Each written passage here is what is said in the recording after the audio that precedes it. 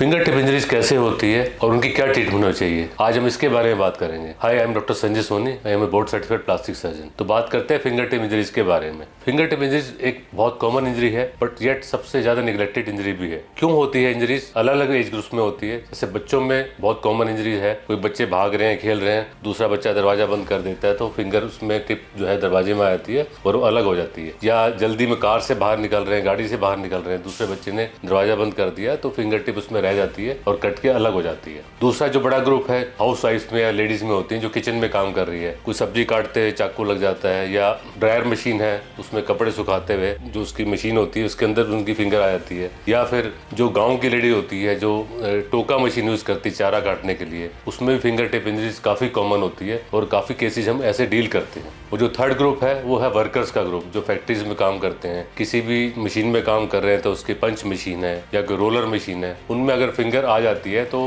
जो finger tip injury उसमें भी काफी कॉमन हो जाती है। तो ये हमने जान लिया कि किस किस तरीके से फिंगर टिप इंजरी होती है, पर क्यों इसका ट्रीटमेंट इतना इंपॉर्टेंट है। बिकॉज जो फिंगर टिप है एक बड़ा सेंसिटिव एरिया है। अगर हम ध्यान से देखें तो इस फिंगर टिप में जो नेल है उसके नीचे एक जहाँ नेल ग्रो करता है उसे नेल बेड बोलते हैं, एक हार्ड सा सरफेस होता है और उसका रिपेयर बहुत इंपॉर्टेंट है। अगर उसको ढंग से रिपेयर नहीं करेंगे तो आपको जो नेल है वो टेढ़ा मेढ़ा आएगा, देखने में गंदा लगता है, पेनफुल रहता है। उसके बाद उसके नीचे बोन होती है, बहुत डेलिकेट बोन होती है और बहुत जल्दी उसका फ्रैक्चर हो जाता है। और थर्ड जो एरिया है उसको बोलते हैं पल्प, जो टच करते हैं सेंसेशन उसी से आती है। अगर उसको हम ठीक से ट्रीट नहीं करेंगे तो आप जो आपकी उंगली सुन रहेगी, आपको कुछ भी काम करने में, फाइन वर्क कर रहे हैं, लिख रहे हैं, कोई काम कर रहे हैं तो उसमें आपको बड़ी दिक्कत आती है। इसलिए जो फिंगर टिप इंजरीज की जो इनिशियल ट्रीटमेंट करना, अच्छे से ट्रीटमेंट करना बहुत जरूरी है। तो सबसे पहले हम बात करते हैं, अगर आपको फिंगर टिप इंजरी हो गई है, आपकी फिंगर अलग हो गई है, तो उसको हम कैसे डील करेंगे। जो स्टंप है, जो फिंगर बची हुई है, उसकी हमें ब्लीडिंग रोकनी है। तो आप किसी भी उसको साफ कपड़े से उसको लपेट लीजिए और उस पर 10 मिनट तक प्रेशर दबा के रखिए जब तक ब्लीडिंग रुक नहीं जाती। अगर किसी मशीन में आ गई है, मिट्टी विट्टी लगी है, ग्रीस लगी है, तो कोशिश करिए थोड़ा सा उसको रनिंग वाटर में साफ करके उसके बाद उसको प्रेशर देके उसकी ब्लीडिंग रोकनी है और तुरंत एक नजदीकी प्लास्टिक सर्जन के पास जाना है। सेकेंडली, जो पार्ट कट गया है उसको कैसे हमने डील करना है। उस पार्ट को भी क्लीन करके उसको रनिंग वाटर में अच्छे से वॉश करके उसके बाद एक छोटा सा कोई भी क्लीन कपड़ा उसमें ले लीजिए।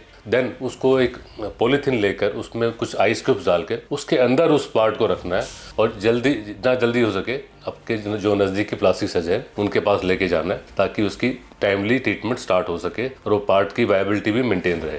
अगर ये आपकी फिंगर टिप इंजरी हो गई है, आप उसको टाइमली उसको लेकर आते हैं तो हम उसमें क्या ट्रीटमेंट करते हैं, उसको हम क्लीन करते हैं। देन उस पार्ट को हम माइक्रोस्कोप से उसको जोड़ते हैं, जो नेल बेड होता है उसको माइक्रोस्कोप के अंदर रिपेयर करते हैं ताकि उसका अच्छे से एज टू एज रिपेयर हो जाए, कोई उसमें इरेगुलरिटी ना आए और आपका नेल दोबारा से उस पर ग्रो कर सके। जो नर्व्स होती है उनको रिपेयर किया जाता है। अगर वो ढंग से रिपेयर नहीं होगी तो हमेशा जो फिंगर टिप होती है पेनफुल होती है। आप उसको टच करेंगे तो आपको बिल्कुल करंट जैसा महसूस होगा, क्योंकि उसमें अगर नर्व कट जाती है तो न्यूरोमा बन जाता है और न्यूरोमा में बहुत पेन होता है। पर अगर आप ढंग से उसको रिपेयर कर देंगे तो न्यूरोमा बनने के चांसेस काफी कम होते हैं। और तीसरा, जो पल्प रिपेयर है उसको ढंग से रिपेयर करेंगे तो देखने में भी फिंगर जो है वो ठीक लगती है, रिपेयर्ड फिंगर नहीं लगती। और आई टेल यू, जो बच्चे हमारे पास आते हैं, अगर टाइमली रिपेयर हो जाता है, you can't make it out कि इसकी फिंगर टिप इंजरी कभी हुई थी। इवन आई वुड से जब पेरेंट्स लेके आते हैं साल बाद, 2 साल बाद जब बच्चे को लेके आते हैं, इवन पेरेंट्स को भी नहीं पता होता कि कौन सी फिंगर में इंजरी हुई थी। उनको भी ढूंढना पड़ता है कि शायद इस फिंगर में चोट लगी थी। तो टाइमली रिपेयर के और अच्छे रिपेयर का